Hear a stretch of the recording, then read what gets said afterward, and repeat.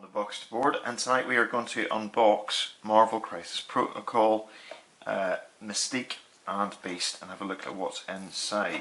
So, let's have a look. On the back, you've got a little bit about them. I have to say, the minis look quite cool, and we have an alternate head for Hank, for Beast. And yep, so there's a little bit of blurb about each of them. Inside we are going to have a Mystique miniature, Beast miniature, 2 bases, 2 character stat cards, 3 team tactic cards and 11 tokens. And there's an alternate head.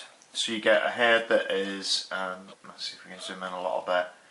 So for Hank you get one that's him reading a book, and then you get one that's sort of the more animal-y. Let's have a look.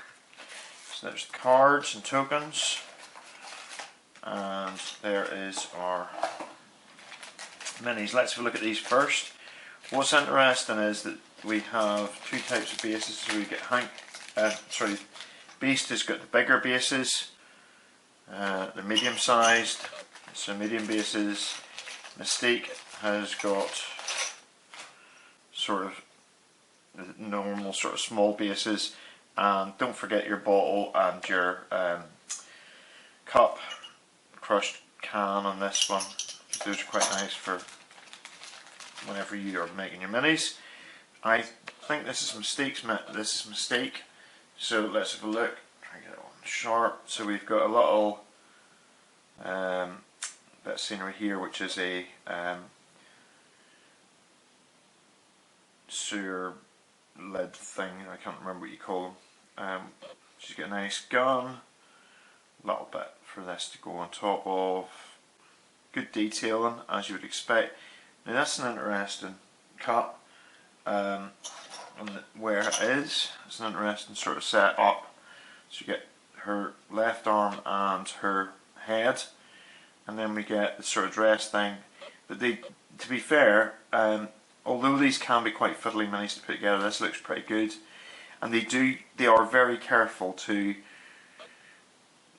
put it where you join is actually in a really reasonable place. So you get good detail with the minis. They can be fiddly, but actually whenever you assemble them they make sense. So you don't get a lot of join lines. So this is Beast. So you get quite a lot of detail on the frame that he's on. Then we've got the heads, well 2 heads actually. So we've got the one with him as a scholar, and the glasses are quite good, so that should be relatively easy to paint. And then we've got the more animalistic one. That looks like an arm. We get the book. There's nothing written in the book, so you're going to have to work out how to do that yourself if you want to do that. Once again, we're looking at good detail. Let's have a look at his torso. Yeah, it's pretty good actually. It's really nice. Really nice mini, as you would expect in these. You're going to look at the instructions for assembling, because they tell you it helps a lot sometimes to see what the assembly is like. So Beast, you're putting the 2 bits of the torso together, and they're in a hexagon bit, which is quite nice. And then they've got the options, the hand, the head. It looks a really straightforward assembly, to be honest. And the foot's already on the frame where it needs to be. That's kind of cool. Then looking at Mystique, very similar again. And yeah, straightforward, really nice assemblies. Now, I'm going to look at the cards that come with it, the tokens. I'm not going to go into much in the tokens because the tokens tend to be in really good shape.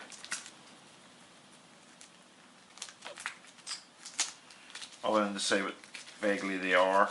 So we have Hellfire Club, I'm assuming, X-Men, and then we've got stunned or shocked, and then activated. Yeah, it's pretty standard stuff. This is the bit that's interesting, is what are the cards like.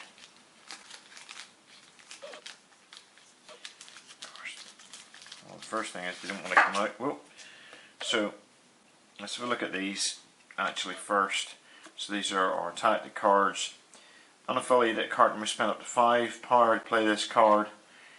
This is advanced R&D. Choose a number of other allied characters to spend equal to the power spent. Each character gains a power. So that's a good way of shuffling power around, which is quite nice, quite useful I suppose. Depends on who your faction is how power hungry they are. Brotherhood of Mutants. So this is the Magneto. It's not the Hellfire Club, it's Brotherhood of Mutants. When an allied Brotherhood of Mutants character is attacking or defending, at the end of the modified dice attack, before they calculate success or failure, it may spend 2 power, and then they can reroll all of their attack or defense dice, including the skulls, which is that's nice. Deception. Mystique can play this card. Choose an enemy character within 4. If there are no other non-dazed enemy characters within 2 of the chosen character, you may advance the chosen character its speed toward this character. Okay, so in other words, you can pull people across the board to you. That's quite nice, I suppose. Let's have a look at Mystique. So she's got 5 health. Let's just go to the first sort of run. 5 health, long range, so long movement, so she's quick, and she only costs 3, which is kind of cool. Her resistance is 3 across the board. She's got a pistol, which is a range of 3, only power 4. Rapid fire. After this attack is resolved, you may make 1 additional attack. Must target the original target, and doesn't have rapid fire, so that's quite good. So effectively you're getting two rolls of 4, which gives you 8. That's kind of nice, 8 dice effectively, but it's on the same person. Espionage, range 2, 6, cost 3, is quite pricey. Before damage is dealt, the character gains stun, it's nice. Then she's got her Freedom Force, which is Brotherhood of Mutants.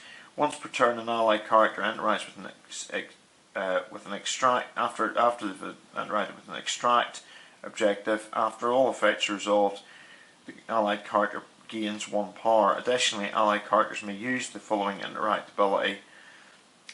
This is a secure objective. Place a token on this objective.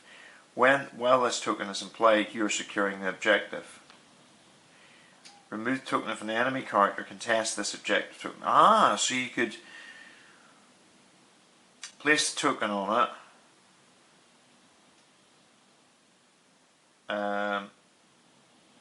If somebody's interacting with it, and then move your figure away, and the next turn they're still gaining the victory points. That's quite nice. You're only allowed to do it for 1. It's quite nice. Those are very specific. They're very specific to whatever objective, whatever you're playing, whatever VPs you're going for. Then we've got Expert Sabotage action, costing 3. Choose an interactive terrain feature, 3 or less, size 3 or less, within range 4 of this character.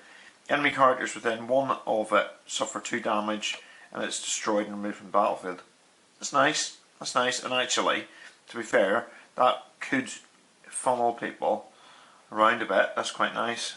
Martial Artist. Whenever they're defending against punching or fighting, punching or energy, targeting it from within 2, the character adds blanks to its defense roll. That's quite good. During this, and then Shapeshifter, people can't use react superpowers or reactive team tactic cards. That's kind of cool during the activation. That's nice. So you kind of can be used for targeting specific people. And then stealth, you have to be within 3 range to target. So Mystique's quite survivable. I don't see much difference between her on the 2 sides, to be honest. I might be wrong about that, but she's reasonable. She's reasonable. Then we've got Beast. Beast's one of my favourite characters in Marvel, actually. I really like him. So he's got a health of 6, medium movement. Now that's weird to me because he's not moving as fast as Mystique. But part of his thing is he bounces around really. Let's see how that goes. So he is size 3 and he costs 3, so he's cheap again. Physical defense 4, energy defense 2, and mental defense 3. Yeah, that's interesting. I would have put him maybe a bit higher in the mental defence. I don't know, because he might be really intelligent. So, anyways, acrobatic strike, range 3 and power 5. It's a nice strike, costing no power. After this attack is resolved, he gains power equal to the damage dealt. Now, mistakes, he has 1 power. Whatever happens, he gets it. He's got more of a risk, but the other side of the coin, he can get more. Then animalistic freestyle, range 2, 6, and it costs 4. It's hefty. After this attack is resolved, the target gains the bleed special condition. Before damage is dealt, if the target is 3 or less, push the target away a short distance. After it's resolved, this character may advance medium. That could be quite good. I can see that being, in some situations, really useful. But it's pricey, you know, so you can knock people off objectives, bouncing around. It kind of simulates that. It's nice. Baser instincts, choose an interactive terrain feature and an enemy character, both of size 2 or less, and within 2, and throw it short range. Superpower can only be or enemy creature, so you can throw things about, which is quite nice, costing you 2. Stars and garters. After this character rolls defense or dodge dice, it may spend up to 3 power to use this superpower. For each power spent, you can re-roll one of the defense or dodge. And it's not. That's nice. The one I like is this: when disconcerting yet provocative, and this is continuously on. Whenever this character rolls dice, after the effect is resolved, it gains 1 power if it rolls 1 skull, at least 1 skull. So rolling skulls is a bit of a problem, but actually it can be quite useful for this guy. He's got wall crawler as well. I don't see any different. Oh, he's got 1 less health if he's been wounded. Okay, so I like Beast. I like that I like the animalistic freestyle. I also must admit I like the idea of his stars and garters, and disconcerting yet provocative could be quite cool. Mystique, interesting, but it'll depend who she's with as to how useful some of her things are. She's meant, I don't know, I mean, it's very situational, this bit, and it would be dependent on what kind of objectives you want to play. But she could be stronger depending on what kind of scenario you're playing. Yeah, they're both good. You know, for 3, I think they're both fine. Yeah. So overall, what do you think? Minis look good. I'm liking Beast. I like the fact that he can have the book. I like that. I like Mystique's mould. I think that the actual models look awesome. Are they fantastic? Are they must-haves? No. But if you want to play a flavoursome game, I suspect these 2 would actually be quite good. And actually, to some extent, that's kind of why I play Marvel. I don't play it as a massive competitive game. I play it as it's Marvel. It's cool. So if you love Beast, he's good. He feels a bit. He looks like what Beast should be like. Mystique looks a bit like what Mystique should be like. They kind of do what they say in the tin. They're true to the characters. They're not overpowered, but for 3 power, they're good value for what they do. And in the right sort of party, they give you interesting options. We are going to go through a lot more about different individual characters and stuff like that. So this is just a first look. I'll get them on the table at some point and come back and do a wee report on them. Okay, thanks for watching, as ever, and have a lovely evening, and bye-bye.